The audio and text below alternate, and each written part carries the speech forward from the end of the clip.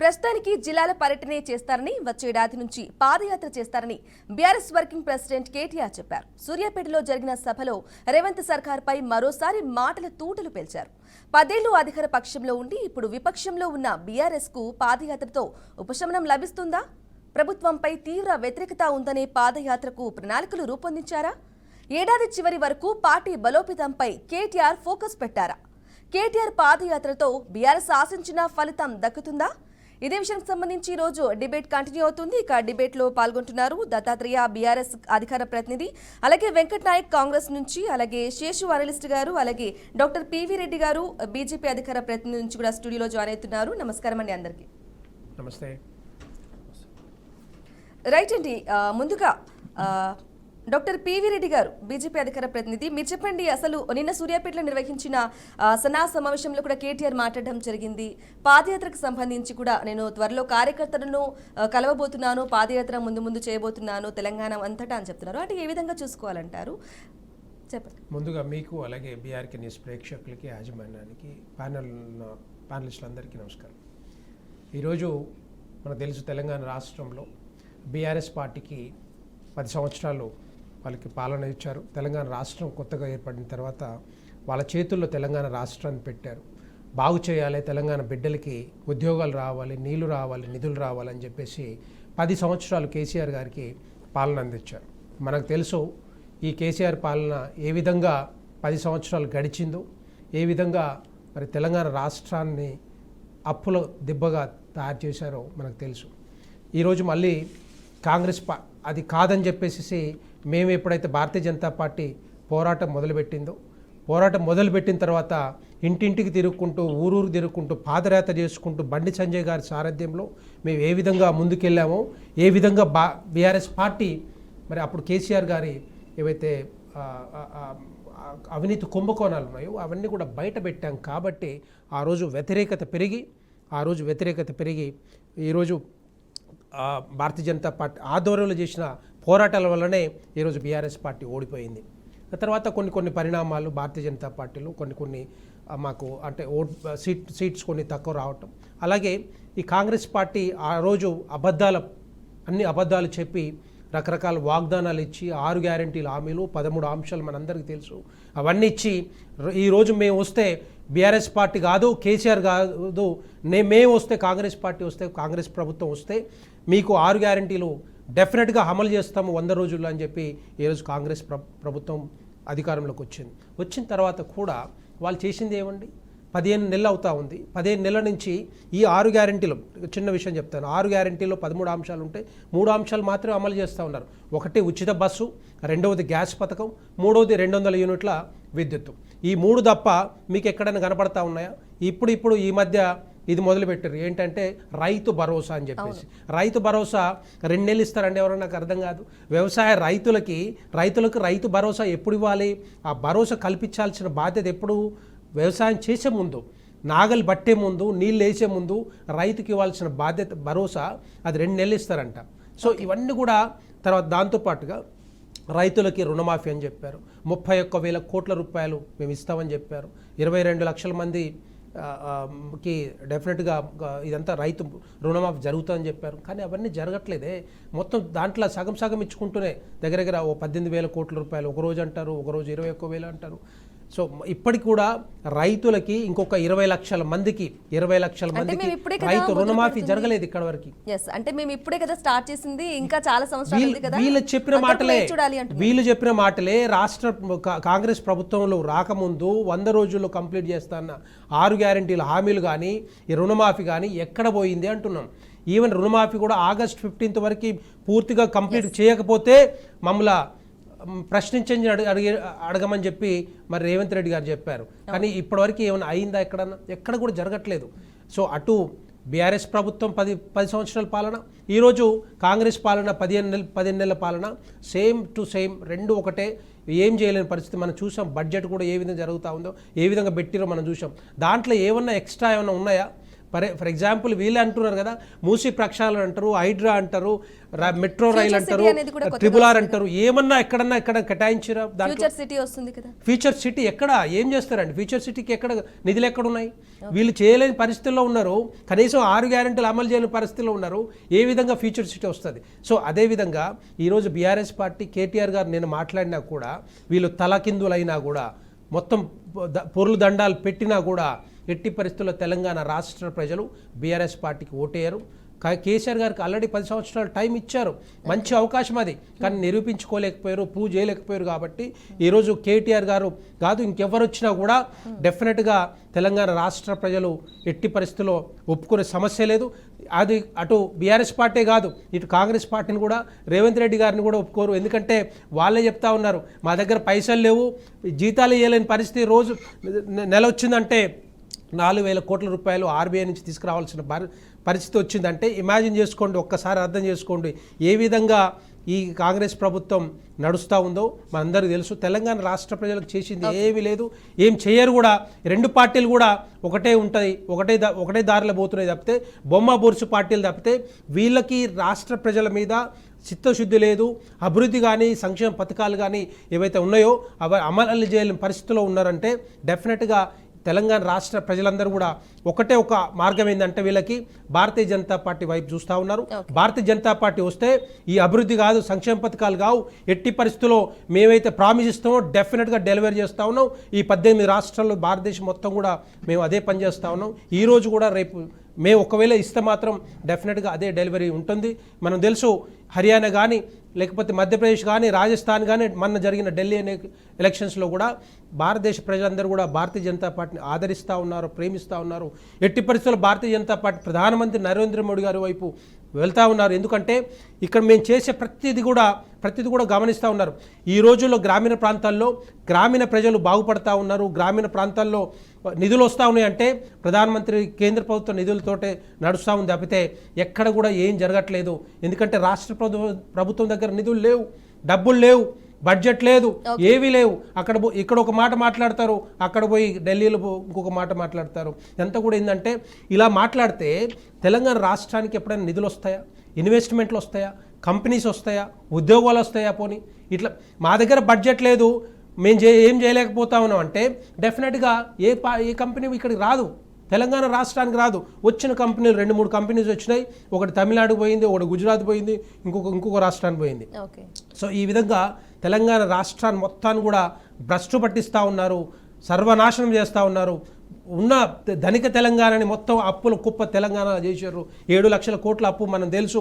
ఇప్పుడు అదే కాంగ్రెస్ పార్టీ 7 లక్షల కోట్లు బీఆర్ఎస్ పార్టీ చేస్తే దానికి అప్పులకు వడ్డీలు కట్టించుకుంటూ మేము పోతా ఉన్నాం.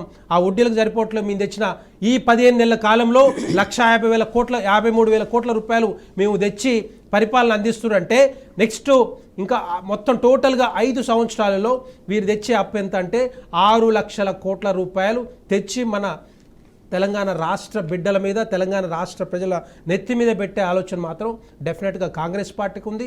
అంతకుముందు బీఆర్ఎస్ పార్టీ 7 లక్షల కోట్లు, 7, 6, 13 లక్షల కోట్లు, ఇంకొక 4-5 లక్షలు అటు ఇటు చేస్తారు. మొత్తం 20 లక్షల కోట్ల అప్పుల్లో ముంచి తెలంగాణ రాష్ట్ర ప్రజల్ని సర్వనాశనం చేసేది మాత్రం డెఫినెట్గా Congress party. Okay, PV Reddy గారు థ్యాంక్స్ అండి. అలాగే దత్తాత్రేయ గారు బీఆర్ఎస్ అధికార ప్రతినిధి, మీరు చెప్పండి, అసలు నిన్న సూర్యాపేటలో నిర్వహించినట్లుగా కూడా కేటీఆర్ మాటలు విన్నాము. ఇక నుంచి గేర్ మార్చిందంటారా BRS working president KTR? Gear మార్చి ముందుకెళ్తున్నారని అనుకోవాలంటారా? ఇక నుంచి ప్రజాక్షేత్రంలోనే ఉండబోతున్నాను అని చెప్పేసి కూడా ప్రకటించారు. కేటీఆర్ పాదయాత్రతో బీఆర్ఎస్ ఆశించిన ఫలితాన్ని కూడా దక్కుతుందంటారా? మీ వర్షన్ ఏంటి? నమస్తే అండి, మీకు బీఆర్కే న్యూస్ ప్రేక్షకులకు, తెలంగాణ రాష్ట్రంలో ఉన్నటువంటి తెలంగాణ ప్రజలకు, అట్లాగే ప్యానల్లో ఉన్నటువంటి మిత్రులకు.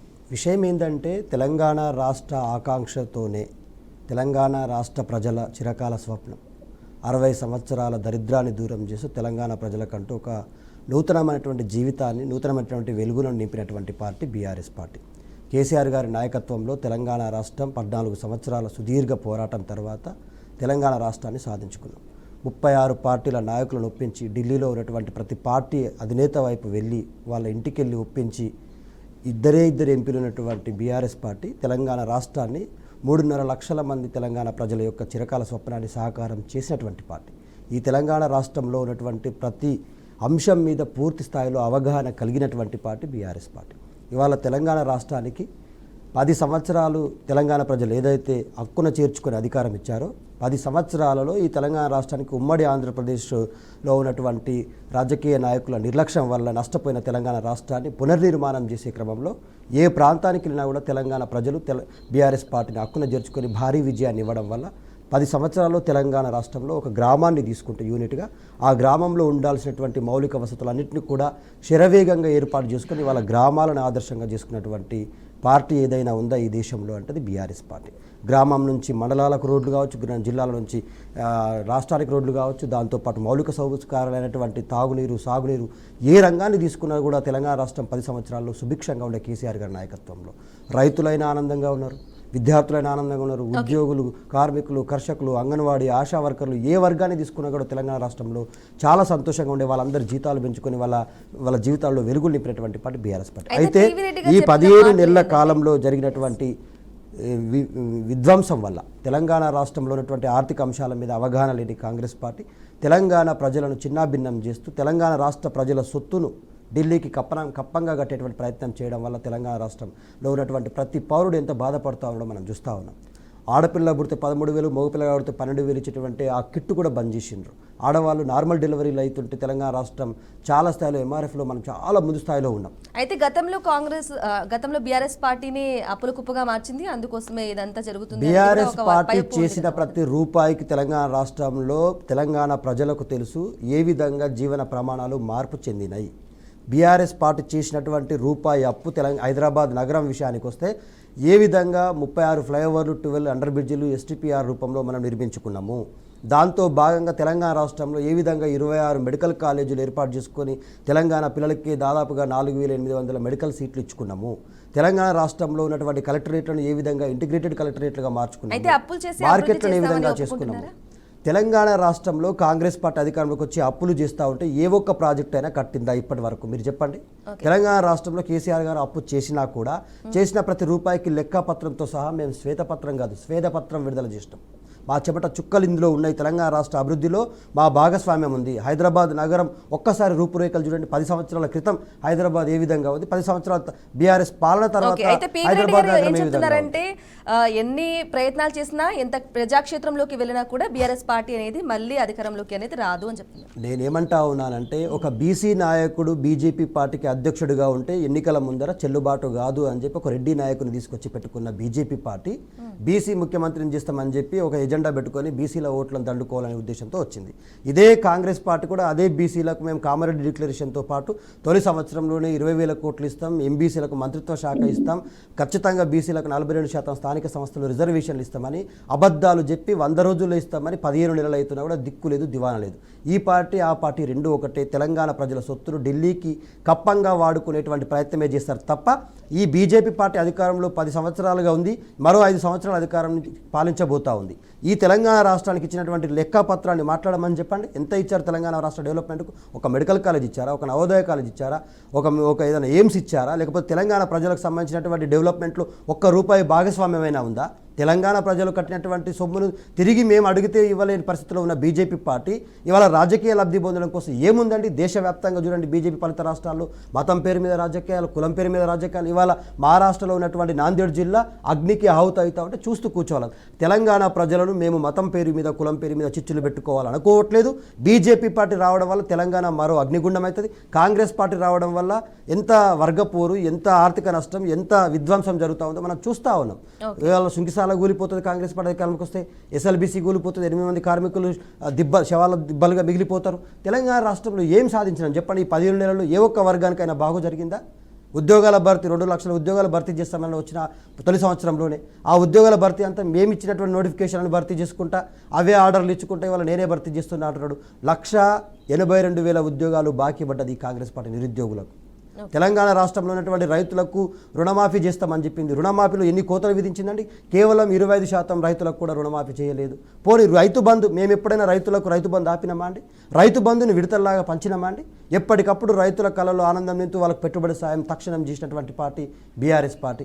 ఇవాళ అంగన్వాడీ ఆశా వర్కర్ల జీతాలు పెంచినాం, హోంగార్డుల జీతాలు పెంచినాం, ఏఎన్ఎంల జీతాలు పెంచినాం. ఎవరి జీతాలు పెంచలేదు చెప్పండి? కాంట్రాక్ట్ ఉద్యోగులు అయినటువంటి జేఎల్ఎన్ డిఎల్ఎన్ రెగ్యులర్ చేసినాం. తెలంగాణ రాష్ట్రంలో కేసీఆర్ గారి ప్రభుత్వంలోనే తెలంగాణ రాష్ట్రంలో ఉన్నటువంటి ప్రతి వర్గం ఆనందంగా ఉంది. మీరు గ్రామీణ ప్రాంత ఆర్థిక వ్యవస్థను పునఃపుష్టి చేసిండు కేసీఆర్ గారు. ప్రజల సొమ్మును ప్రజలకే పంచే ప్రయత్నం చేసిండు. గొప్ప ఆర్థిక నిపుణుడు కేసీఆర్ గారు. మీరు గుర్తుపెట్టుకోండి, తెలంగాణ రాష్ట్రంలో గ్రామీణ ఆర్థిక వ్యవస్థ పరిపుష్టం కావాలి. ఇవాళ ఎందుకు తెలంగాణ రాష్ట్రంలో ప్రజల దగ్గర చేతుల్లో డబ్బులు లేకుండా అయిపోయింది అంటే కొనుగోలు సామర్థ్యం అనేటువంటిది పడిపోయింది. తప్పుడు ఆర్థిక నిర్ణయాల వల్ల, అవగాహన లేని ఆర్థిక నిర్ణయాల వల్ల కాంగ్రెస్ పార్టీలో ఇక్కడ ఉన్నటువంటి ప్రజల అవసరాల కంటే కూడా ఢిల్లీలో ఉన్నటువంటి పెద్దల గొంతులు దడపడమో చేతులు దడపడానికే ఈ రాష్ట్ర సొమ్మును తీసుకుపోయి తాకట్టు పెడతా ఉన్నారు అక్కడ. ఇవాళ రేపు పొద్దున బీజేపీ పార్టీ వస్తే కూడా గదే జరుగుతుంది. బాకీ ఈ రెండు పార్టీలతో ఈ తెలంగాణ ప్రజల హక్కులు నెరవేరవు. ఈ తెలంగాణ ప్రజల హక్కులైనా ఆకాంక్షలైనా ఈ తెలంగాణ ప్రజల అవసరాలైనా నెరవేరేది బీఆర్ఎస్ పార్టీతోటే. ఎందుకంటే ఈ ప్రాంతంలో ఉన్నటువంటి ప్రజలకు, ఆదిలాబాద్లో ఉన్న ప్రజలకు చెనాక కోరట ప్రాజెక్టు కావాలని బీఆర్ఎస్ పార్టీ ప్రపోజ్ చేస్తుంది, కడుతుంది, పూర్తి చేస్తుంది, వాళ్ళ పొలాల్లోకి నీళ్లు బారిస్తుంది. ఇవాళ పాలమూరు తిపోతుల ప్రాజెక్టు కట్టాలా, పూర్తి చేయాలని చెప్పేసి బీఆర్ఎస్ ప్లాన్ చేస్తుంది. ఇవాళ ఖమ్మంలో ఉన్నటువంటి జిల్లా ప్రజలకు సీతారామ ప్రాజెక్టు కట్టాలంటది, కడుతుంది, పూర్తి చేస్తుంది. వాళ్ళ పొలాల్లోకి వాళ్ళ గొంతుల్లోకి నీళ్లు ప్రవహించే విధంగా చేస్తుంది బీఆర్ఎస్ పార్టీ. ఏ అంశాన్ని తీసుకోండి, ఇవాళ తెలంగాణ రాష్ట్రంలో ఇవాళ ఉన్నటువంటి డెవలప్మెంట్, ఇవాళ పెరిగినటువంటి తలసరి ఆదాయం, ఈ తెలంగాణ రాష్ట్రం ఎన్ని రంగాల్లో పూర్తి స్థాయిలో అద్భుతమైనటువంటి తెలంగాణ కొనసాగిందండి.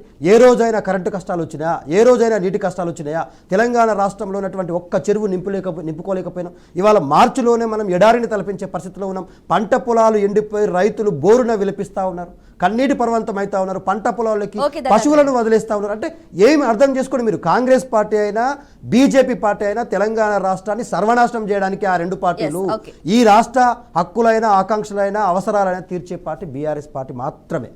ఓకే దత్తాత్రేయ గారు, అలాగే ఇప్పుడు వెంకట్ నాయక్ గారు ఉన్నారు కాంగ్రెస్ నుంచి. వెంకట్ నాయక్ గారు నమస్కారం అండి. చెప్పండి, కాంగ్రెస్ పార్టీ హామీలు అమలు చేయలేదని, అలాగే కాంగ్రెస్ వైఫల్యాలను ప్రజల్లోకి తీసుకెళ్లేందుకే కేటీఆర్ పాదయాత్ర మొదలు పెట్టబోతున్నారు, జిల్లాల పర్యటన కూడా ఉండబోతుంది అని చెప్పేసి కూడా చెప్తున్నారు. మీ వర్షన్ ఏంటి? మేడం, ముందుగా మీకు ప్యానెల్ పెద్దలకు నమస్కారం. మేడం, నా వాయిస్ క్లియర్ గా వినపడుతుందా? ఎస్ అండి, వినిపిస్తుంది, మాట్లాడొచ్చు. మేడం, ఇప్పుడు విషయం ఏంటంటే, సరే పాదయాత్ర చేయండి, మేమేం వద్దని అంటలేము. ఎందుకంటే ప్రజాస్వామ్యంలో పాదయాత్రలకు చాలా ప్రాధాన్యత ఉంటుందని అయితే మనం అనుకుంటాం. కానీ దానికంటే ముందు విద్యార్థుల దగ్గర కానీ, దళిత గిరిజన ప్రజల దగ్గర కానీ, మా బీసీ బిడ్డల దగ్గర కానీ, లేకపోతే రైతుల దగ్గర కానీ, మహిళల దగ్గర కానీ వెళ్ళేటప్పుడు ఏమైనా ప్రచారం చేసుకుని వెళ్తారని దాని మీద ఒకసారి మనం చర్చ చేసే ప్రయత్నం చేద్దాం. ఎస్సీ వర్గీకరణ అంశం మీద ప్రధానంగా నేను ధన్యవాదాలు చెప్పే ప్రయత్నం చేస్తున్నాను. ఎస్సీ వర్గీకరణ కానీ బీసీ రిజర్వేషన్ సంబంధించిన ఈ రెండు కార్యక్రమాన్ని, ఒక గొప్ప నిర్ణయాన్ని తీసుకున్న కాంగ్రెస్ ప్రభుత్వాన్ని మద్దతు ఇచ్చిన ఈ రెండు పార్టీలకు ప్రధానంగా ధన్యవాదాలు తెలియజేస్తున్నాం మేడం. అదేవిధంగా మేమేమంటున్నామంటే, ఇప్పుడు ఉద్యోగస్తుల దగ్గర పోయి, అంటే నిరుద్యోగుల దగ్గర పోయి 10 సంవత్సరాల్లో మేము గ్రూప్ 1 పెట్టలేదు, మేము డిఎస్సిని మేము ఇవ్వలేదు, కేవలం కాంగ్రెస్ ప్రభుత్వం వచ్చి 12 నెలల కాలంలోనే ఆ రెండు భర్తీ చేసింది, డిఎస్సి నోటిఫికేషన్ 11,065 పోస్టులను కేవలం 2 నెలల కాలంలోనే భర్తీ చేసిందని చెప్పి ఆయన మా తరఫున ప్రచారం చేయడానికి పోతారా? లేకపోతే రైతుల దగ్గర మేము 10 సంవత్సరాల కాలంలో 1 సంవత్సరం పారామీటర్గా తీసుకొని 21,000 కోట్ల వరకు ఎవరికి మేము రుణమాఫీ చేయలేదు, కానీ వాళ్ళు కేవలం సంవత్సరం కాలంలోనే రుణమాఫీ చేశారని చెప్పి అట్లా ప్రచారం చేసే ప్రయత్నం చేస్తారు. అదేవిధంగా మా దళిత బిడ్డల దగ్గర పోయి వర్గీకరణ అంశాన్ని మేము అసెంబ్లీలో చులకన చేసినాము, కానీ వాళ్ళు వచ్చిన తర్వాత, కాంగ్రెస్ పార్టీ వచ్చిన తర్వాత వాళ్ళు ఈ వర్గీకరణ అంశాన్ని కేవలం 15-20 రోజుల కాలంలో, నెల రోజుల కాలంలోనే చాలా క్రిస్టల్ క్లియర్ గా రాజ్యాంగబద్ధంగా దాన్ని పూర్తి చేశారని చెప్పి అట్లా ప్రచారం చేసే ప్రయత్నం చేశారు. బీసీ బిడ్డలను అధికారం దూరం చేసి, విద్యా ఉద్యోగాల్లో రిజర్వేషన్ వాళ్ళని కటాఫ్ చేసి, వాళ్ళని ఇబ్బంది పెట్టిన కారణం చేత అటు బీజేపీ కానీ అటు బీఆర్ఎస్ కానీ ఈ రెండు తొండ ఆటలు ఆడిన సందర్భంలో ఈరోజు కాంగ్రెస్ పార్టీ ఆ రిజర్వేషన్ పెంచిందని చెప్పి, చేసిందని చెప్పి మా కాంగ్రెస్ పార్టీ తరఫున ప్రచారం చేసే ప్రయత్నం చేస్తారు. మహిళలను ఏది ఉన్నత స్థాయిలో ఉంచడం కోసం, ఉమెన్ ఎంపవర్మెంట్ కోసం ఉచిత బస్సును, అదేవిధంగా మన వాళ్ళకు ఏది సహాయక సంఘాల ద్వారా వాళ్ళకు నిధులు కేటాయిస్తారని చెప్పి ప్రచారం చేసే ప్రయత్నం చేస్తారు. విద్యార్థులకు పర్టికులర్గా ఎస్సీ ఎస్టీ బీసీ మైనార్టీ విద్యార్థులకు ఏది డైట్ ఛార్జీలు కానీ, మెస్ ఛార్జీలు కానీ, స్కాలర్షిప్లు కానీ, రియంబర్స్మెంట్లు కానీ అది త్వరితగతిన ఇస్తారని చెప్పి ప్రచారం చేసే ప్రయత్నం చేస్తున్నారు. అంటే ఏ విధంగా వెళ్ళి వాళ్ళు పాదయాత్రలో ప్రచారం చేస్తారని చూడాలి. నేను అదే విధంగా ఇంకో మాట కూడా చెప్పే ప్రయత్నం చేస్తున్నా మేడం. మీరు చూడండి, మేము ఎక్కడ ఏ దళిత ప్రజలకు మేము 3 ఎకరాల భూమి ఇస్తామని చెప్పి మోసం చేయలే, అప్పటికే మేము ఇచ్చిన అసైన్మెంట్ భూములను ఎన్ఓసీల పేరుతో వాళ్ళు దోచుకునే ప్రయత్నం చేశారు. మేము ఇంకో మాట కూడా చెప్తున్నాం, ఇందాక పివి రెడ్డి గారు ఒక మాట చెప్పే ప్రయత్నం చేశారు. అంతకుముందు 7 లక్షల కోట్లు, ఇప్పుడు వీళ్ళు ఒక 6 లక్షల కోట్లు చేస్తారని చెప్పారు. ఒక మాట మనం ఇక్కడ పెద్దలుగా అందరం ఉన్నాం కాబట్టి మనకు ఇంకా అవగాహనతో మాట్లాడితే బాగుంటుంది.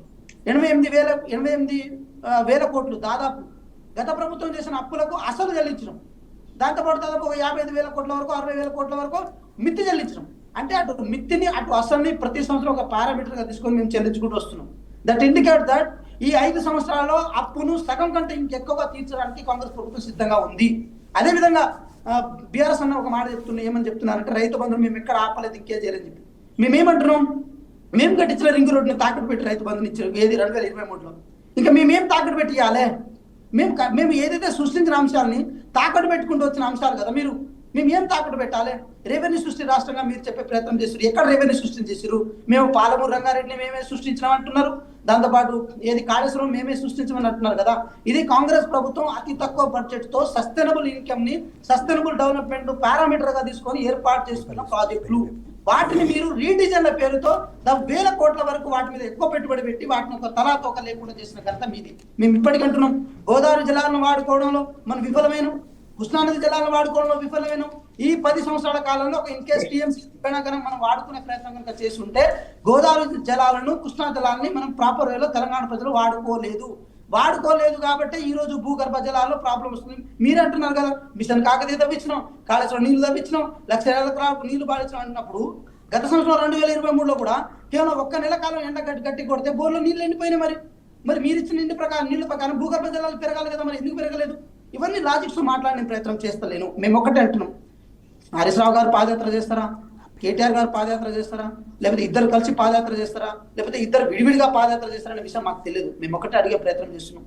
కేవలం ఫైనాన్షియల్ గా ఈ రాష్ట్ర ప్రభుత్వం ఇబ్బంది పడుతున్నప్పటికీ కూడా ప్రజల యొక్క ఆస్తులను ఎక్కడ తాకట్టు పెట్టకుండా, ప్రజల యొక్క ఆస్తులను ఎక్కడ ఇబ్బంది పెట్టకుండా కేవలం ఉన్న అంశాలని సస్టైనబుల్ ఇన్కమ్ తో ముందుకెళ్లే ప్రయత్నం చేస్తున్నాం. అప్పుల విషయంలో 4 లక్షల కోట్లు అయిందంటున్నారు, కొంతమంది 5 లక్షల కోట్లు అయిందంటున్నారు. మేడం ఒకటి నేను చెప్పే ప్రయత్నం చేస్తున్నా, మనకు కనపడే అప్పులు ఒక రకం అయితే కనపడని కూడా కొన్ని ఉంటాయి. ఏది పెండింగ్ బిల్లులు చెల్లించాలి, ఏది గత ప్రభుత్వంలో చేసిన పెండింగ్ బిల్లులు చెల్లించాలి.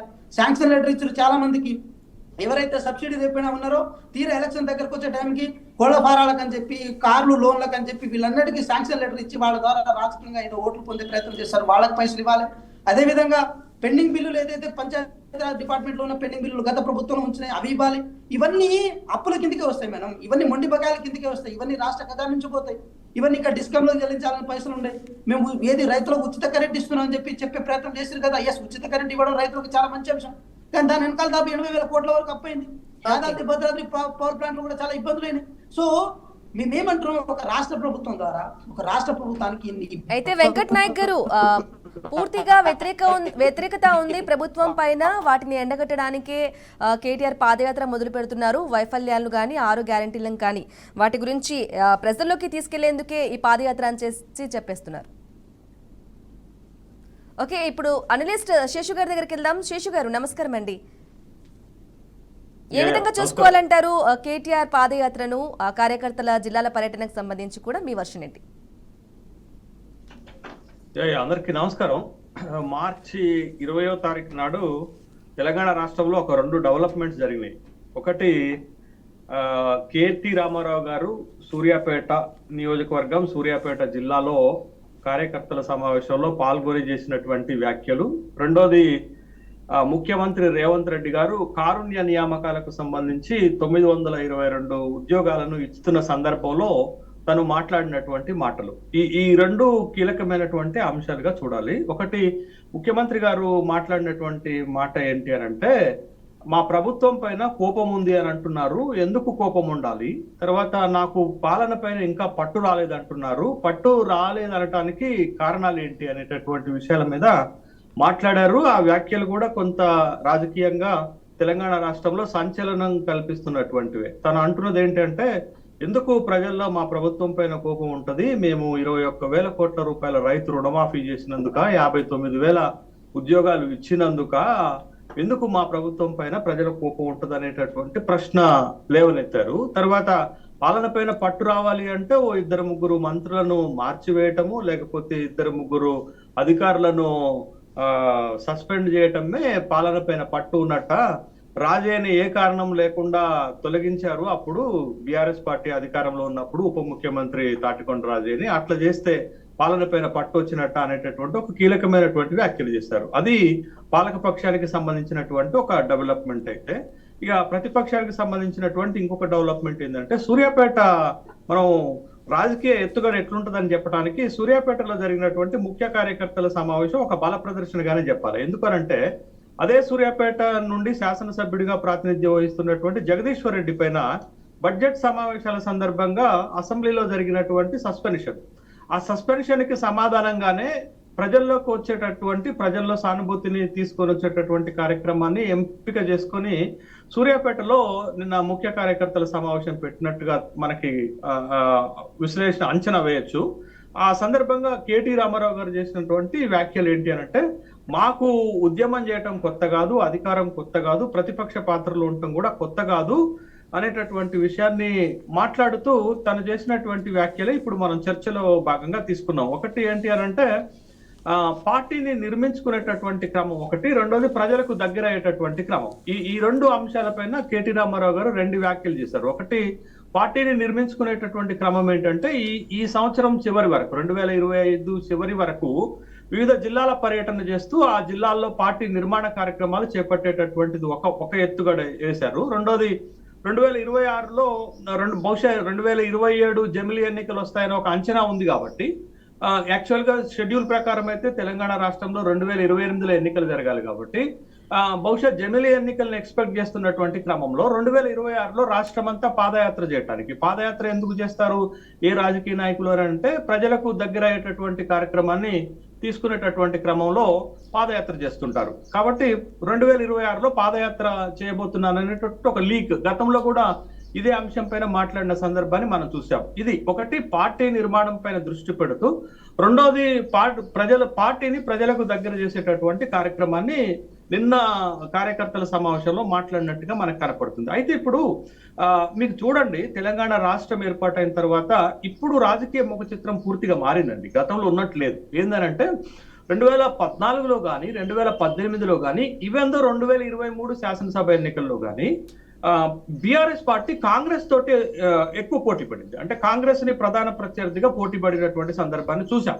కాబట్టి కాంగ్రెస్ తో పోటీ పడిన 2 సార్లు బీఆర్ఎస్ పార్టీ గెలిచింది, 2023లో కాంగ్రెస్ పార్టీ గెలిచింది. అయితే 2024 లోక్సభ ఎన్నికలకు వచ్చేసరికి తెలంగాణలో రాజకీయ ముఖ చిత్రం మారిపోయింది. ఏది మారింది అనంటే ఒక కొత్తగా థర్డ్ ఫోర్స్ ఎమర్జ్ అయినట్టుగా మనకి కనపడుతుంది. ఆ థర్డ్ ఫోర్స్ ఏంటంటే భారతీయ జనతా పార్టీ కూడా లోక్సభ ఎన్నికల్లో గణనీయమైనటువంటి విజయాలు సాధించడమే కాదు, ఈక్వలెంట్ సక్సెస్ అధికార పార్టీకి లాగా వచ్చిందన్నట్టు. అంటే 8 లోక్సభ స్థానాలు భారతీయ జనతా పార్టీ గెలిస్తే 8 లోక్సభ స్థానాలని కాంగ్రెస్ పార్టీ గెలిస్తే ప్రధాన ప్రతిపక్షమైనటువంటి బీఆర్ఎస్ పార్టీ ఒక్క సీటు కూడా గెలవలేకపోయింది. అంటే సీట్లు గెలవటమే కాదు, బీఆర్ఎస్ కు ఎదురైనటువంటి ఒక రాజకీయ సవాల్ ఏంటి అంటే గణనీయంగా తన ఓటు బ్యాంకును కోల్పోయింది. మీరు చూడండి, 2023 శాసనసభ ఎన్నికల్లో బీఆర్ఎస్ పార్టీకి 37% ఓట్లు వస్తే 2024 లోక్సభ ఎన్నికలకు వచ్చేసరికి 20% ఓట్లు కోల్పోయింది. అంటే కేవలం 17% మాత్రమే ఓటు పరిమితమైంది. అంటే బీఆర్ఎస్ పార్టీ 2024 లోక్సభ ఎన్నికల నాటికి తన సీట్లను కోల్పోయింది, తన ఓటు బ్యాంకును కోల్పోయినటువంటి క్రమంలో ఇప్పుడు ఎమ్మెల్సీ ఎన్నికలు వచ్చాయి. మొన్న 3 ఎమ్మెల్సీ ఎన్నికల్లో కనీసం బీఆర్ఎస్ పార్టీ పోటీలోకి రాలేనటువంటి స్థితిలోకి వచ్చింది. కానీ అదే బీజేపీ పార్టీ 3 ఎమ్మెల్సీ ఎన్నికలు జరిగితే 2 తన ఖాతాలో వేసుకోగలిగింది. అంటే ఒక థర్డ్ ఫోర్స్ గా బీజేపీ ఎమర్జ్ అయినటువంటి నేపథ్యంలో ఇప్పుడు తెలంగాణ రాజకీయాలలో దాని ముఖ చిత్రం ఎలా మారిపోయింది అంటే 3 పార్టీల మధ్య బలమైనటువంటి పోటీగా మారిపోయింది. 2 అధికార పార్టీలు, ఒక ప్రతిపక్ష పార్టీ. అంటే బీఆర్ఎస్ కి రాజకీయంగా ఒక బలమైన సవాల్ ఉంది. ఏంది ఆ సవాలు అంటే కేంద్రంలో అధికారంలో ఉన్న బీజేపీని, రాష్ట్రంలో అధికారంలో ఉన్న కాంగ్రెస్ పార్టీని ఎదుర్కొని 2028 శాసనసభ ఎన్నికల్లో విజయం సాధించాలా? అంత సులభమా? కాబట్టే ఇప్పుడు కేటీ రామారావు గారు చేస్తున్నటువంటి ఒక ప్రయత్నం ఏంటి అనంటే పార్టీని బలోపేతం చేసుకోవడం. 10 సంవత్సరాల అధికారంలో ఉన్నప్పుడు పార్టీ నిర్లక్ష్యానికి గురైంది. మా దత్తాత్రేయ లాంటి వాడిని కూడా, ఒక ఫైటర్ లాంటి వాడిని గుర్తించలేకపోయింది పార్టీ.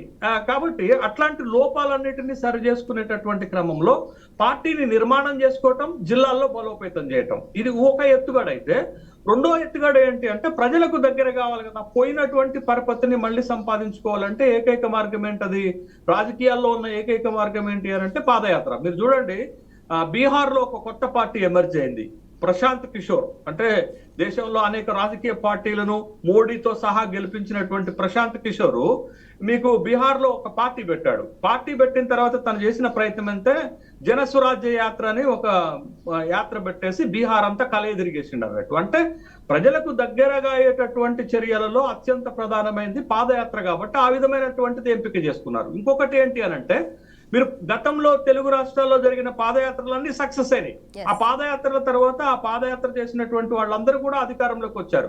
రాజశేఖర రెడ్డి పాదయాత్ర తర్వాత అధికారంలోకి వచ్చారు, చంద్రబాబు నాయుడు పాదయాత్ర తర్వాత అధికారంలోకి వచ్చారు, జగన్మోహన్ రెడ్డి పాదయాత్ర తర్వాత అధికారంలోకి వచ్చారు, లోకేష్ యువగళం పాదయాత్ర తర్వాత కూడా ఆ పార్టీ, తెలుగుదేశం పార్టీ ఆంధ్రప్రదేశ్ లో అధికారంలోకి వచ్చింది. కాబట్టి ఒక ప్రజలకు అత్యంత దగ్గరయ్యేటటువంటి మార్గంగా దీన్ని ఎంచుకున్నట్టుగా మనకు కనపడుతుంది. అయితే బీఆర్ఎస్ పార్టీ ఇప్పుడు ఒక విధంగా పొలిటికల్ క్రాస్ రోడ్స్ లో ఉంది తెలంగాణ రాష్ట్రంలో. పొలిటికల్ క్రాస్ రోడ్స్ ఏంటి అని అంటే, ఒకటి బలమైనటువంటి రెండు పార్టీలను ఎదుర్కొని మళ్ళా అధికారంలోకి రావటం అనేది ఒక డిఫికల్ట్ టాస్క్ గా మారుతుంది. దానికి గతంలో అట్లా లేదు.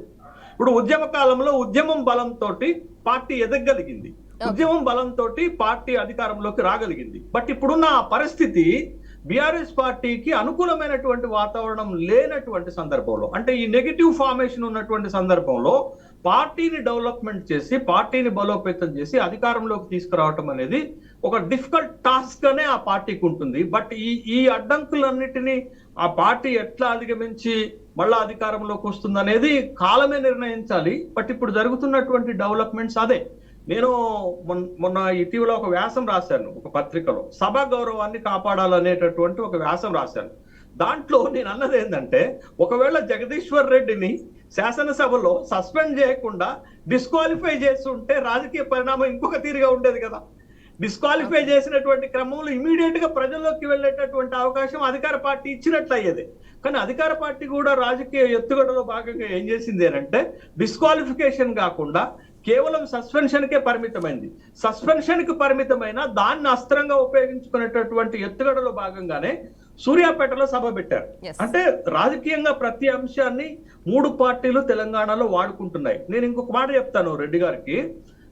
ఇప్పుడు బీజేపీకి ఒక అనుకూలమైనటువంటి వేవ్, అంటే పొలిటికల్ వేవ్స్ లో ఒక పాజిటివ్ వేవ్ ఏంటి అంటే, బీజేపీ బహుశా నాకు ఉన్నటువంటి అంచనా ప్రకారం బీజేపీ ఎత్తుగడ ఎట్లా ఉండబోతుంది రాబోయేటటువంటి ఎన్నికల్లో అంటే, ఖచ్చితంగా జిహెచ్ఎంసీ ఎన్నికల్లో బీజేపీ తన బలాన్ని చూపెట్టుకుంటే, తన బలాన్ని చూపెట్టగలిగితే అదొక అడ్వాంటేజ్ గా మారుతుంది.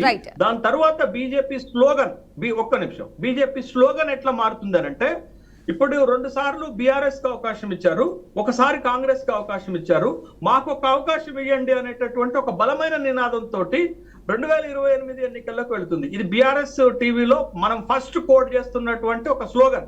గుర్తుపెట్టుకోండి మేడం, బీఆర్ఎస్ ఛానల్లో మనం ఫస్ట్ కోట్ చేస్తున్న ఒక స్లోగను రేపు 2028లో ప్రధానమైనటువంటి నినాదంగా భారతీయ జనతా పార్టీకి మారబోతుంది. అది ఓటర్ల పైన పెద్ద ఎత్తున ఇంపాక్ట్ చూపెట్టబోతుంది. బీఆర్ఎస్ కి 2 సార్లు అవకాశం ఇచ్చారు, కాంగ్రెస్ కి ఒక అవకాశం ఇచ్చారు, మాకు కూడా ఒక అవకాశం ఇవ్వండి అనే నినాదంతో పోతారు. డబుల్ ఇంజన్ సర్కార్ని ముందుకు తెస్తారు. కేంద్రంలో అప్పటికి బీజేపీ ప్రభుత్వం అధికారంలో ఉంటది. 2028లో మనకి షెడ్యూల్ ప్రకారం ఎన్నిక జరుగుతుంది. కాబట్టి బీజేపీ ఒక అడ్వాంటేజ్, ఒక పొలిటికల్ మైలేజ్, ఒక పొలిటికల్ అడ్వాంటేజ్ ని తీసుకొని ఎన్నికలకు పోయేటటువంటి అవకాశం ఉంటుంది. కాంగ్రెస్ పైన ఎట్లాగో సహజంగా వచ్చేటటువంటి anti incumbency, government anti incumbency ఉంటుంది. తర్వాత బీఆర్ఎస్ కి ఉన్నది ఏంటి అంటే బలహీనమైనటువంటి ఎత్తుగడ ఉంటుంది. కాబట్టి బీజేపీకి ఒక రాజకీయ పరమైనటువంటి అనుకూలమైన వాతావరణం సృష్టించే అవకాశాలు కనపడుతున్నాయి. డాక్టర్ పివి రెడ్డి గారు చెప్పండి, ఫార్ములా ఈ కార్ రేస్ పై కాంగ్రెస్ పార్టీ ప్రత్యక్ష పోరాటానికి కూడా సిద్ధమవుతున్నారు అని అసెంబ్లీ సమావేశాలు ముగిసిన తర్వాతనే ఫార్ములా ఈ కార్ రేస్ పై దర్యాప్తుల వేగం పెరుగుతోంది. ఇక అందుకే పోలీసులు నోటీసులు ఇచ్చినా కూడా, అరెస్టు చేసినా కూడా మేము దేనికి భయపడము అని చెప్పేసి కూడా బీఆర్ఎస్ భావిస్తోంది. అరెస్టుకు భయపడబోనని కూడా కేటీఆర్ చెప్పండి. ఇక దమ్ముంటే కూడా అరెస్టు చేసుకోండి అని చెప్పేసి కూడా కేటీఆర్ చెప్పారు. అంటే అది నోటీసులు సర్వీసులు అందించినా కూడా ప్రజాక్షేత్రంలో ఉండే తీసుకోవాలి అని చెప్పేసి కూడా కేటీఆర్ భావించడం జరుగుతుంది. దీన్ని ఏ విధంగా చూసుకోవాలంటారు, మీ వర్షన్ ఏంటి? కాంగ్రెస్ పార్టీ వచ్చిన తర్వాత, కాంగ్రెస్ పార్టీ రాకముందు కూడా బీఆర్ఎస్ పార్టీ అవినీతి కుంభకోణాల్లో మేము డెఫినెట్గా దర్యాప్తు చేస్తాము, వాళ్ళని ఎవరైతే దీంట్లో నిజంగానే కుంభకోణాలు కూరుకున్నారో వాళ్ళందరినీ కూడా అరెస్ట్ చేస్తామని చెప్పి చాలాసార్లు కాంగ్రెస్ పార్టీ రేవంత్ రెడ్డి గారు కూడా చెప్పారు. కానీ వచ్చిన తర్వాత మీరు చూస్తే 15 నెలల కాలం దర్యాప్తు కాళేశ్వరం ప్రాజెక్టు మీద అలాగే ఉంది, ఫోన్ ట్యాపింగ్ మీద అలాగే ఉంది, ఈ కార్ రేస్ అలాగే ఉంది. మనకు తెలుసు ఈ కార్ రేస్ మీద ఏ విధంగా కనీసం నేను అనుకుంటా ఒక నెల రోజులు దీని మీదనే మొత్తం చర్చల మీద చర్చలు నడిచాయి. ఈరోజు రేపు ఎల్లుండి ఈరోజు అది చేస్తున్నాం ఎక్కడన్నా అయిందా? కావట్లేదు. ఎందుకంటే వీళ్ళు మరి నిరూపించలేకపోతున్నారా, దర్యాప్తు చేయలేకపోతా ఉన్నారా, ఏం అడ్డం వస్తుందో అర్థం కావట్లేదు. లేకపోతే రెండు పార్టీలు కుమ్మక్కై బొమ్మపూర్చి పార్టీలాగా ఇక్కడ ఒక మాట ఢిల్లీలో ఒక మాట ఏదైనా జరుగుతూ ఉందా, వీళ్ళ పొత్తులో భాగంగా ఏమైనా చేస్తూ ఉన్నారా అర్థం కావట్లేదు. ఇప్పుడు నిజంగానే ఈ కార్ రేసు మొత్తం టోటల్గా డాక్యుమెంటేషన్ అంతా సబ్మిట్ చేశారు, ప్రూఫ్స్ ఉన్నాయని చెప్పారు, ఎవిడెన్స్ ఉందని చెప్పారు, ఈరోజు రేపో ఎల్లుండో అని చెప్పారు. అన్నీ చేసినా కూడా ఎందుకు అరెస్ట్ చేయలేకపోతా ఉన్నారు? ఎందుకు దమ్ము ధైర్యం ఎందుకు లేదు కాంగ్రెస్ పార్టీకి? ఇది ఒకటే కాదు, కాళేశ్వరం ప్రాజెక్టు మీద ఇదే రేవంత్ రెడ్డి గారు ముఖ్యమంత్రి కాకముందు ఆపోజిషన్ లీడర్గా ఏం చెప్పారు? మీకు దమ్ము ధైర్యం ఉంటే భారతీయ జనతా పార్టీని అడిగారు, ఎట్టి పరిస్థితులు మీరు సిబిఐ తోటి ఎంక్వైరీ చేయించండి కాళేశ్వరం ప్రాజెక్టు మీద. ఎట్టి పరిస్థితులు కాళేశ్వరం ప్రాజెక్టులో అవకతవకలు జరిగినాయి, 150,000 కోట్ల రూపాయలు ఖర్చు పెట్టి దాన్ని మొత్తం కూడా కుంగిపోతూ ఉంది, అది పనికి రాకుండా పోతూ ఉంది అని చెప్పి పలు సభల్లో చెప్పారు. కానీ ఎక్కడైనా జరిగిందా? ఆ దర్యాప్తు ఎంతవరకు వచ్చింది? ఏం చేస్తున్నారు? ఏం అర్థం కాలే. మరి అదే సిబిఐ భారతీయ జనతా పార్టీని అడిగింది కదా సిబిఐ ఏమని చెప్పేసి ఎంక్వైరీ ఏమని. అదే ఇప్పుడు ఆయన చేతుల్లో ఉంది కదా, బాల్ ఎవరి కోర్టులో ఉంది? కాంగ్రెస్ పార్టీ కోర్టులో ఉంది, కాంగ్రెస్ ప్రభుత్వం కోర్టులో ఉంది, ముఖ్యమంత్రి రేవంత్ రెడ్డి గారి దగ్గరే ఉంది. ఒక్కసారి ఒక కన్సెంట్ ఇస్తే సిబిఐ ఎంక్వైరీ చేస్తారు. కాంగ్రెస్ బీఆర్ఎస్ కలిసి పనిచేస్తున్నాయి. డెఫినెట్ గా రెండు పార్టీలు కుమ్మక్కై మొత్తాన్ని ఏవైతే ఎంక్వైరీలు ఉన్నాయో, ఏవైతే దర్యాప్తులు ఉన్నాయో అవి ముందుకు సాగట్లేదు, ఎవరిని కూడా అరెస్ట్ చేయట్లేదు. అందుకే కేటీఆర్ గారు ఒకటే ఛాలెంజ్ చేస్తున్నారు, మీకు దమ్ము ధైర్యం ఉంటే నన్ను అరెస్ట్ చేయండి అని చెప్తున్నాడు. చేయలేకపోతా ఉన్నారు. మధ్యలో ఎక్కడో మొత్తానికి అండర్స్టాండింగ్ అయితే కనపడతా ఉంది. డెఫినెట్గా ఇది ఎక్కడి దాకా తీసుకువెళ్తాం. నేను అనేది ఏంటంటే ఒక్క ప్రాజెక్ట్ కాదు, ఫోన్ ట్యాపింగ్ మనం చూసాం, దాని మీద నిజంగానే చాలా మంది పోలీసు ఆఫీసర్స్ కూడా లోపలేశారు, ఇంకొక 2 కోసం వెయిట్ చేస్తూ ఉన్నారు. ఏ కార్ రేసు అట్లాగే అయిపోయింది, కాళేశ్వరం ప్రాజెక్ట్ అట్లాగే అయిపోయింది, విద్యుత్ ప్రాజెక్టుల మీద 1000 కోట్లు ఖర్చు పెట్టి 1000 కోట్లు అవినీతి కుంభకోణాలు కూరుకుపోయినని చెప్పేసి వాళ్ళు కూడా వాటి మీద కూడా దర్యాప్తు జరుగుతూ ఉంది. ఎక్కడన్నా ఏదన్నా జరిగిందా? ఇప్పటిదాకా ఏదన్నా ముందుకు వచ్చిందా? ఎవరినైనా అరెస్ట్ చేసిర్రా? ఎవరిని చేయలేకపోతా ఉన్నారు. ఎందుకు చేయలేకపోతా ఉంది? ఏదో ఒక మొత్తానికైతే ఒక తతంగం వెనకాల ఏదో జరుగుతూ ఉన్నట్లు లెక్కే కదా. ఇదంతా కూడా ఏంటంటే డెఫినెట్గా ఎంత టైం పాస్ చేసే రాజకీయాలు తప్పితే ఓటు బ్యాంక్ పాలిటిక్స్ కోసం, రేపొద్దున సీట్ల కోసం అంతే తప్పితే ఎక్కడ కూడా కనిపించట్లేదు. నేను అనేది ఏంటంటే కేటీఆర్ గారు పాదయాత్ర ఎందుకు చేయాలంటే పాదయాత్ర ఎందుకు చేయాలి? కాళేశ్వరం ప్రాజెక్టు కట్టి 150,000 కోట్లు ఖర్చు పెట్టి అది కుంగిపోతుంటే దానికి పాదయాత్ర చేస్తారా? లేకపోతే లిక్కర్ మనం చూసాం, లిక్కరు దగ్గర 14,000 కోట్ల రూపాయలు ఉంటే సంవత్సరానికి వచ్చే ఆదాయం ఇప్పుడు 47,000 కోట్ల రూపాయలు పెంచినందుకు పాదయాత్ర చేసి మీ తెలంగాణ రాష్ట్ర ప్రజలకు చెప్తారా? లేకపోతే ఇంకా మేము ఈ భారతీయ జనతా పార్టీ నిధులు ఇవ్వలేదని చెప్తారా? 10 లక్షల కోట్ల రూపాయలు ఖర్చు పెట్టి 10 సంవత్సరాలలో ఏ విధంగా తెలంగాణ అభివృద్ధికి మేము ముందుకు తెలంగాణ అభివృద్ధి కోసం ప్రధానమంత్రి నరేంద్ర మోడీ గారు ఏ విధంగా నిధులు ఇచ్చారో అందుకే ఈరోజు తెలంగాణ రాష్ట్రం 4 greenfield corridors, Kazipet coach factory, AIIMS, తర్వాత ఇప్పుడు కూడా RRR కూడా కాంగ్రెస్ పార్టీ అధికారంలో ఉంది కదా. కాంగ్రెస్ పార్టీ నిన్న కూడా రేవంత్ రెడ్డి గారు చెప్పారు, నార్థన్ పార్టీకి యాక్సెప్ట్ చేసారు, సదరన్ పార్టీ కూడా వాళ్ళు అప్రూవల్ ఇస్తే వాళ్ళు ఖర్చు పెడితే డెఫినెట్గా ముందుకు వస్తాం, ల్యాండ్స్ ఇస్తామని చెప్పి. ఇవన్నీ కూడా 26,000 కోట్ల రూపాయలు దానికి అవుతున్నాయి. రకరకాల ప్రాజెక్టులు ముందుకు వస్తున్నాయి. ఈవెన్ రైల్వే ప్రాజెక్ట్ చాలా ఉన్నాయి. ఇవన్నీ కూడా డెఫినెట్గా కేంద్ర ప్రభుత్వం నిధులతోటే రాష్ట్రం నడుస్తూ ఉంది తప్పితే వీళ్ళ చేతగాని ప్రభుత్వం, చేయలేని ప్రభుత్వం ఈరోజు కనపడతా ఉంది.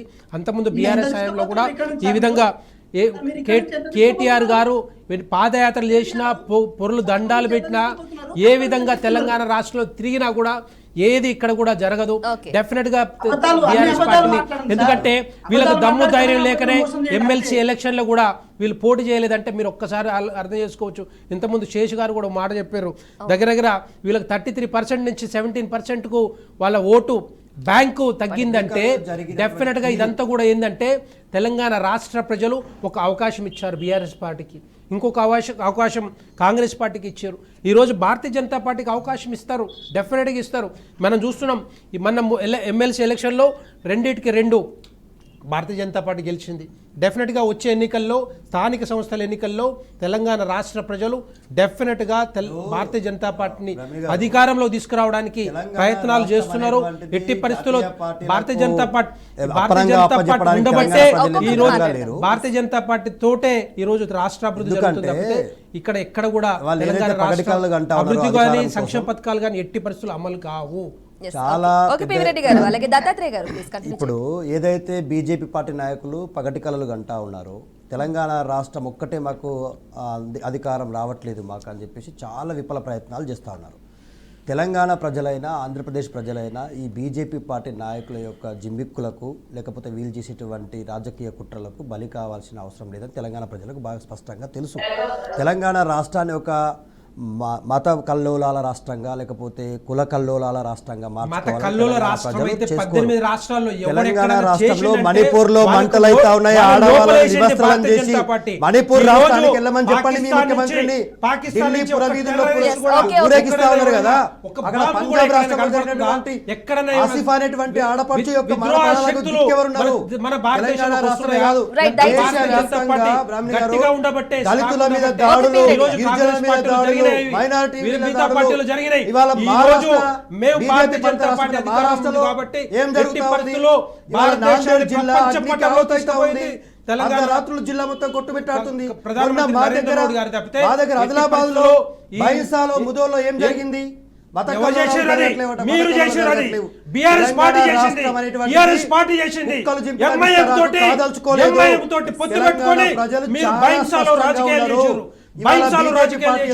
కొనసాగదు. ఎందుకంటా ఉన్నామంటే ఇంకో విషయం చాలా స్పష్టంగా తెలంగాణ రాష్ట్రంలో మనం కాంగ్రెస్ పార్టీని చూసాము ఇంతకుముందు గతంలో ఉమ్మడి ఆంధ్రప్రదేశ్లో, తర్వాత బీజేపీ పార్టీ తెలంగాణ రాష్ట్రమే కాదు దేశవ్యాప్తంగా ఇవాళ 19-20 రాష్ట్రాల్లో అధికారంలో ఉంది. ఏ రాష్ట్రాల్లో దళితుల మీద గిరిజనుల మీద దాడులు జరుగుతూ ఉన్నాయో మనం చూస్తూ ఉన్నాం. మణిపూర్లో ఏ విధంగా మహిళలని వ్యవస్థలను చేసి తిప్పిరో మనం చూసినాం. ఇవాళ మహారాష్ట్ర ఎట్లా కాలిపోతా ఉందో మనం చూస్తా ఉన్నాం. తెలంగాణ రాష్ట్రాన్ని ఇంకో మహారాష్ట్రలో ఇంకో మణిపూర్ చేయడానికి ఇంకో విషయం, ఇక్కడ ఏదైతే వీళ్ళు అధికారంలోకి రావడం కోసం మాకు ఒక దఫా అవకాశం ఏంటంటా ఉన్నారో, ఇవాళ తెలంగాణ రాష్ట్రంలో ఎన్నికలు జరిగినప్పుడు అసెంబ్లీ ఎన్నికలు పార్లమెంట్ ఎన్నికలు ఒకేసారి జరగలేదు. ఇక్కడ అదే అసెంబ్లీ ఎన్నికలు పార్లమెంట్ ఎన్నికలు ఒకేసారి జరిగినటువంటి ఆంధ్రప్రదేశ్లో ప్రజలకు ఒక స్పష్టమైనటువంటి అవగాహనతో ఓటేసుకున్నారు. కానీ తెలంగాణ రాష్ట్రానికి వచ్చేసరికి అసెంబ్లీ ఎన్నికలు అయిపోయేసరికి కాంగ్రెస్ పార్టీకి కంప్లీట్ మెజారిటీ వచ్చేసరికి వాళ్ళు అధికారంలో ఉన్నారు, మేము ప్రతిపక్షంలో ఉన్నాం. అదే మేము అసెంబ్లీ ఎన్నికల్లో మా యొక్క ఓటు బ్యాంక్ ఎంత అండి? మేము గెలిచినటువంటి ఎమ్మెల్యేలు ఎంత?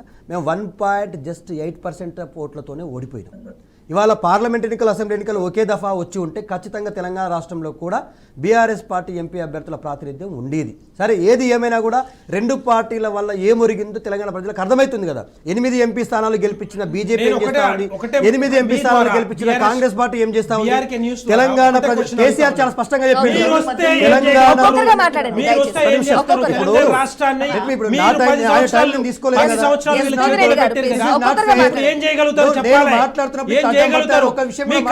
కుటుంబానికి పద్ధతి కాదు.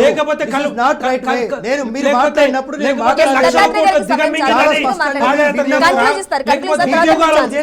బిడ్డలకు ఇవ్వలేదని వాళ్ళకి ఏముండదు, అర్చి గీపడమే ఉద్యోగాలు ఇవ్వలేదని చేస్తారా? చెప్పాలని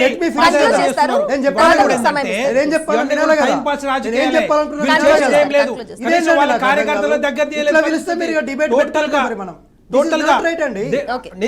కూరప్ప చెప్పినట్టు ఆయన మాట్లాడుతుంటే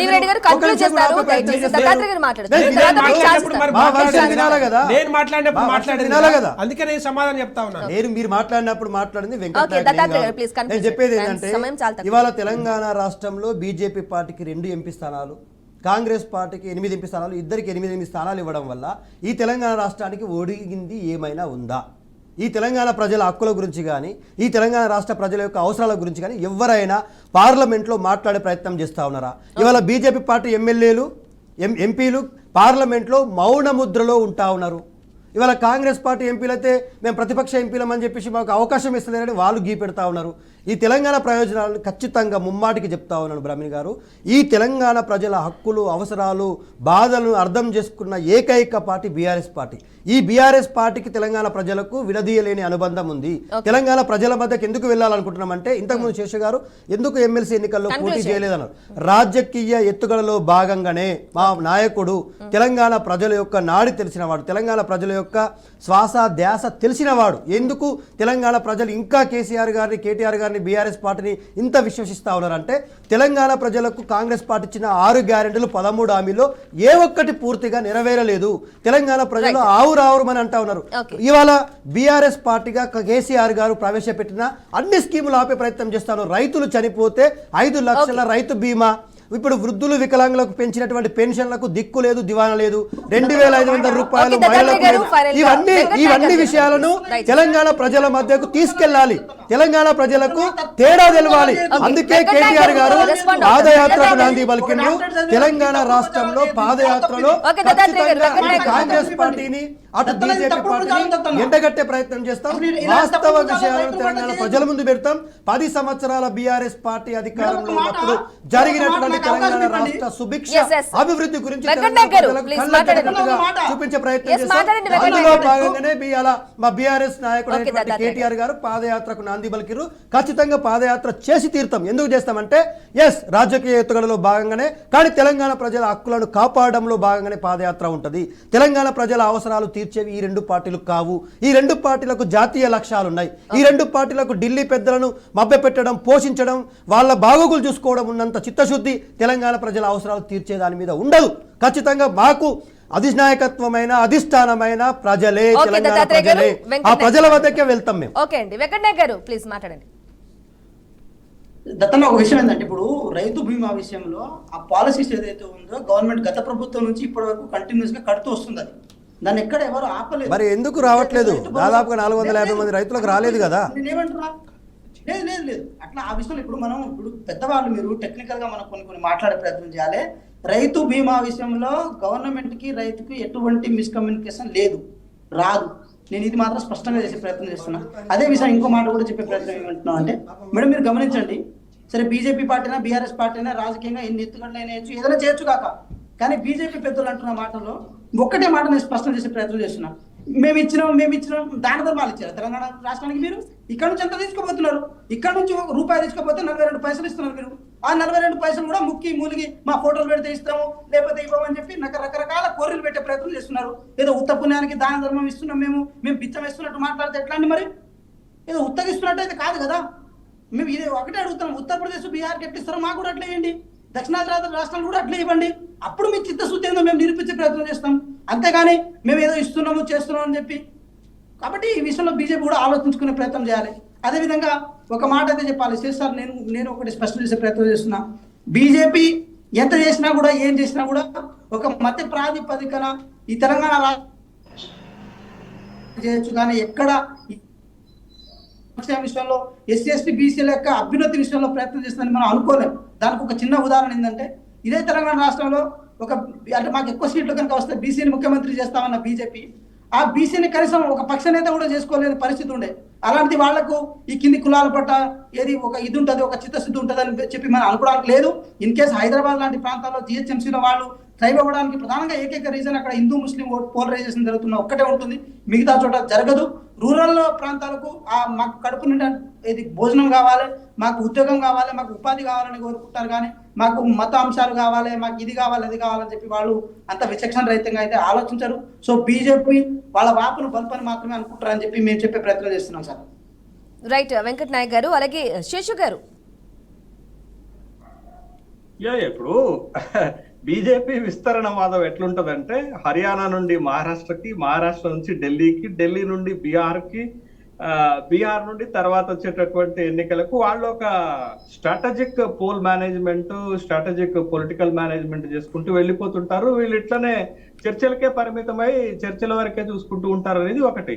రెండోది, మీరు ఇందాక ఒక కీలకమైనటువంటి ప్రశ్న అడిగారు, ఫార్ములా ఈ కార్ రేసింగ్ అనేటటువంటి దాన్ని అడిగారు. బట్ ఇదే విషయంలో కేటీ రామారావు గారి పైన ఒక కేసు A1 గా నమోదైనట్టుగా మిగతా ఇద్దరి పైన, అరవింద్ కుమార్ పైన, తర్వాత ఇంకొక రెడ్డి గారి పైన, బిఎన్ రెడ్డి గారి పైన A3 గా నమోదైంది. బట్ కేటీ రామారావు గారు శాసనసభ సమావేశాలు ప్రారంభం కాకముందు ఒక మాట చెప్పారు, ఈ శాసనసభ సమావేశాల్లోనే నన్ను అరెస్ట్ చేస్తారని చెప్పారు. బట్ అది 27వ తారీఖు దాకా శాసనసభ సమావేశాలు కొనసాగుతాయి. మరి అరెస్ట్ చేస్తారా లేదో మనం చూడాలా. తర్వాత కూడా ఈ కేసు ఏదో ఒక రోజున కేటీ రామారావు గారికి ఇబ్బందికరమైనటువంటి పరిస్థితి వస్తుంది అనేది మనం చూడాలి. అయితే ఇక్కడ మనకి పొలిటికల్ గా ఒక డ్రామా ఎలా ఉంటదంటే, తెలంగాణ రాష్ట్రంలో ఫార్ములా ఈ car racing Hyderabad brand image ని పెంచడానికి దాంట్లో స్కామ్ జరిగింది అనేది, అది మొత్తం కలిపితే 54 కోట్ల రూపాయలు వర్తీగా ఉన్నటువంటి రేసింగే. ఇప్పుడు కూడా ఒక ఇంట్రెస్టింగ్ పాయింట్ ఏంటంటే, తెలంగాణలో మిస్ వరల్డ్ పోటీలు జరగబోతున్నాయి. మిస్ వరల్డ్ పోటీలకు కూడా 54 కోట్ల రూపాయలు మాత్రమే కాకతాళీకంగా ఖర్చు అయ్యేటటువంటి అవకాశం, దాంట్లో కేవలం రాష్ట్ర ప్రభుత్వ పెట్టుబడి 5 కోట్లు మాత్రమే అనేది. ఇది కూడా హైదరాబాద్ బ్రాండ్ ఇమేజ్ ని పెంచడంతో పాటు తెలంగాణ రాష్ట్రంలో టూరిజాన్ని పెంచడానికి ఉపయోగపడుతుందని ముఖ్యమంత్రి గారు చెప్తున్నారు. అయితే శేషు బట్ దీనిపైన కూడా విమర్శలు వస్తుంటారట. అంటే ఇది ఒక అంశం, ఒక ఈవెంట్స్, ఒక అంశాలు జరుగుతున్నప్పుడు రైట్, దాంట్లో ఉన్నటువంటి రంధ్రాన్వేషణలు చేసుకుంటున్న క్రమంలో 3 పార్టీలు కూడా పొలిటికల్ మైలేజ్ కోసం అనేక రకాలైనటువంటి విమర్శలు ప్రజల ముందుకు తెస్తున్నటువంటి క్రమాన్ని చూసాం. తెలంగాణలో ఎట్లయిపోయిందంటే మేడం, ఇప్పుడు పాలసీస్, ఒక నిమిషం, డెవలప్మెంట్ పాలసీస్ వీటిపైన కాకుండా రాజకీయ విమర్శలపైనే రాజకీయంగా మైలేజ్ సంపాదించడం కోసమే 3 పార్టీలు ప్రయత్నం చేయడం వల్ల ప్రజలకు కానీ రాష్ట్రానికి కానీ పెద్దగా ఉపయోగం జరగట్లేదు అనేది నా అభిప్రాయం. కాబట్టి కొద్దిగా రాజకీయాలు తగ్గించేసి ప్రజల సమస్యలు, రాష్ట్రానికి రావాల్సిన నిధులు, రాష్ట్రంలో జరుగుతున్నటువంటి పాలసీల పైన చర్చ జరిగితే వాళ్ళు మాట్లాడితే బాగుంటుంది. అసెంబ్లీలో కూడా అట్లా జరగట్లేదు. అసెంబ్లీలో కూడా ఒకళ్ళపైన ఒకళ్ళు పై చేయి సాధించుకోవడానికి ప్రయత్నం చేస్తున్నటువంటి చర్చలే చూస్తున్నాం తప్ప రాష్ట్రానికి ఒక ఫార్మ్ గా, ఒక పాలసీ మేకింగ్ లో ఉపయోగపడేటటువంటి డిస్కషన్స్ జరగట్లేదు. బట్ తెలంగాణ అంతా కూడా పొలిటికలే, రాజకీయ ఎత్తుగడలు, రాజకీయాలే కనపడుతున్నాయి తప్ప ఎక్కడ ప్రజలు, అభివృద్ధి, సంక్షేమము, రాష్ట్రము ఇది కనపట్లేదు అనేది దురదృష్టకరం అన్నట్టు. రైట్ శశి గారు, అలాగే డిబేట్ లో పాల్గొన్నందుకు ప్యానెల్ సభ్యులకి దత్తాత్రేయ బీఆర్ఎస్ అధికార ప్రతినిధి, అలాగే వెంకటనాయక్ గారు కాంగ్రెస్ నుంచి, శేషు అనలిస్ట్ గారు, అలాగే డాక్టర్ పివి రెడ్డి గారు బీజేపీ అధికార ప్రతినిధి, వీరందరూ కూడా థ్యాంక్ యూ సో మచ్ అండి. ఇక ప్రస్తుతానికి జిల్లాల పర్యటన చేస్తారని, వచ్చే ఏడాది నుంచి కూడా పాదయాత్ర చేస్తారని బీఆర్ఎస్ వర్కింగ్ ప్రెసిడెంట్ కేటీఆర్ అయితే చెప్పారు. ఇక సూర్యాపేటలో జరిగిన సభలో రేవంత్ సర్కార్ పై మరోసారి మాటల తూటలు పేల్చారు. 10 ఏళ్లు అధికార పక్షంలో ఉండి ఇప్పుడు విపక్షంలో ఉన్న బీఆర్ఎస్ కు పాదయాత్రతో ఉపశమనం లభిస్తుందా? ప్రభుత్వంపై తీవ్ర వ్యతిరేకత ఉందనే పాదయాత్రకు ప్రణాళిక రూపొందించారా? ఇక ఏడాది చివరి వరకు పార్టీ బలోపేతంపై కేటీఆర్ ఫోకస్ పెట్టారా? అంటే కేటీఆర్ పాదయాత్రలో బీఆర్ఎస్ ఆశించిన ఫలితం దక్కుతుందా అంటే గనక వేచి చూడక తప్పదు.